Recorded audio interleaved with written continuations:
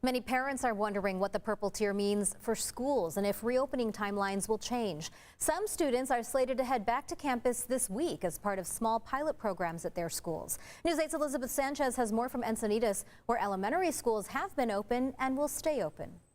Mission Estancia has been open under a hybrid learning model since late September. But under the purple tier, schools that are not open have to remain closed. But it gets a little tricky when you take into account schools that have special education groups. Says kindergarten room. The sound of online learning. You would think it would continue now that the county has fallen into the purple tier, but that's not necessarily the case. Take a look at Poway Unified. It reopened with a hybrid model for its elementary schools. And although its middle and high schools have not returned to in-person instruction for the majority, the district is continuing with reopening plans. So even if you're only open for part of the population now, eventually if you want to reopen for all of the students who want to come back in person, you can, and that's our plan. According to the County Office of Education website, at least a fifth of the county's school districts have not reopened.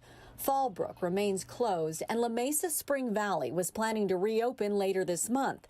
San Dieguito Union High School is planning for a January reopening, although special education classes and small groups are meeting on campus, like at Poway Unified.